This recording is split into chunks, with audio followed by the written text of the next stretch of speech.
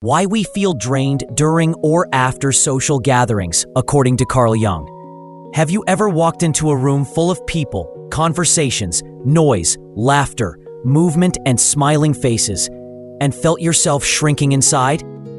Have you ever come back home after a family gathering, a wedding, a church event, or even a casual meetup and felt like your soul has been squeezed dry?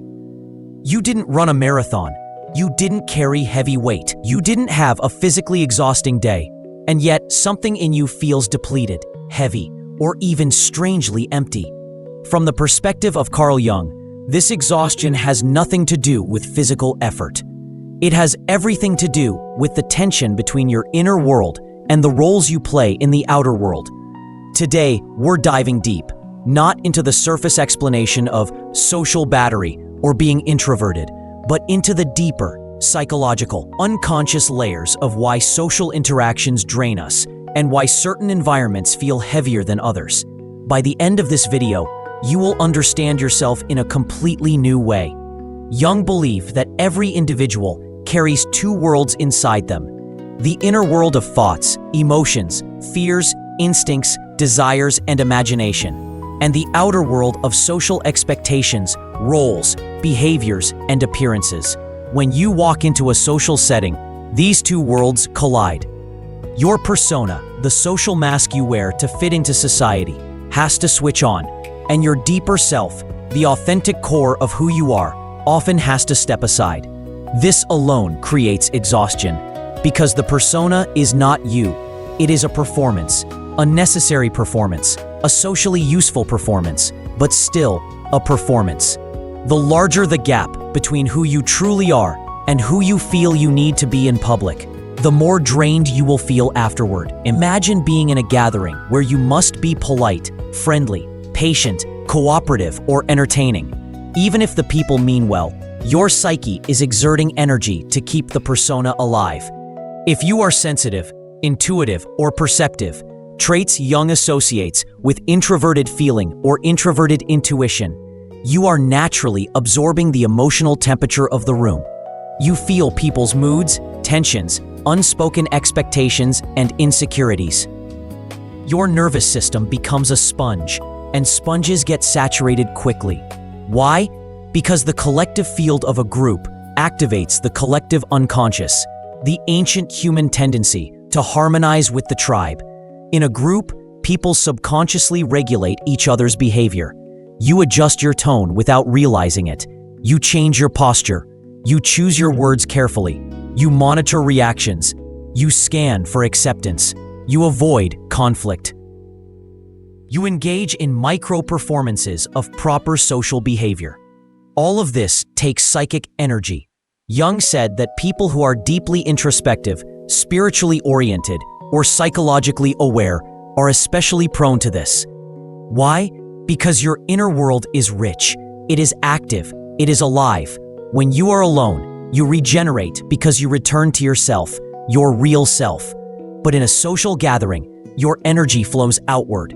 You give pieces of your attention, empathy, awareness, and emotional attunement to everyone around you. People talk, and you feel responsible to listen.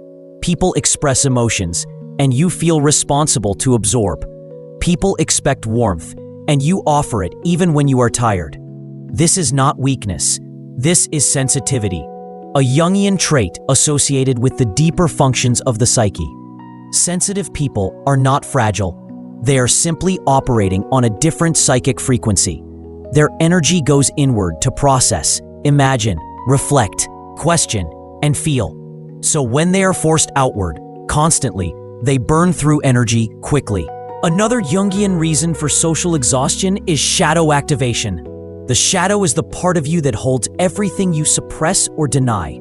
Your anger, boundaries, discomfort, judgments, insecurities, and your truth. In social gatherings, the shadow wakes up.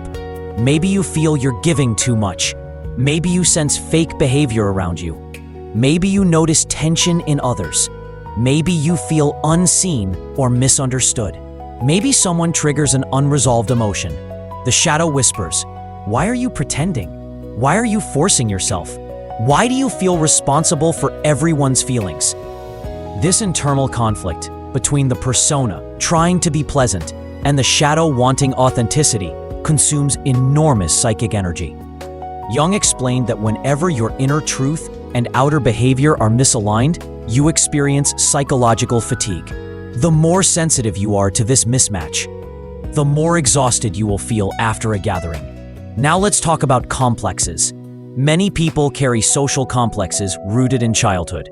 Maybe you were taught to behave perfectly in front of relatives. Maybe you were judged or compared. Maybe you were expected to entertain, stay quiet, look polite, or avoid making mistakes. When you enter social environments today, these old complexes activate automatically. You may feel subtle pressure to impress, please, or prove something without even realizing it. This emotional tension pulls energy from the unconscious and drains the conscious mind. Even positive gatherings can be draining for Jungian personalities. Happiness, excitement, and enthusiasm are still forms of energy output.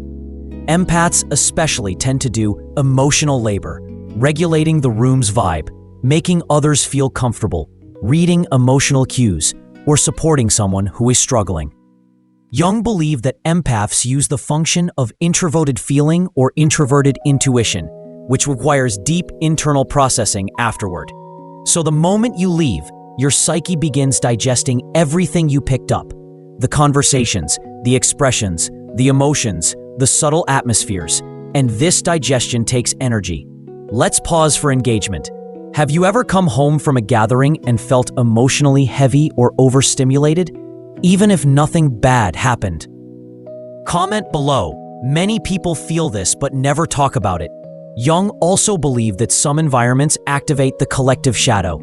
In big gatherings, weddings, churches, family events, community dinners, people often wear their own personas. Everyone is performing a version of themselves. Everyone is holding something back. Everyone is managing impressions. Psychically, you can feel this. You sense the inauthenticity, even if you can't put it into words. Your nervous system recognizes the gap between what people feel and what they show. This creates a subtle tension that drains emotional energy. Jung said, when the collective dominates, the individual suffers. This means that the more a social environment demands conformity, the more your individuality retreats inward, and the more tired you become. There is also the simple fact that many people do not feel truly seen in social settings. Jung believed that humans need deep, meaningful connection to feel energized.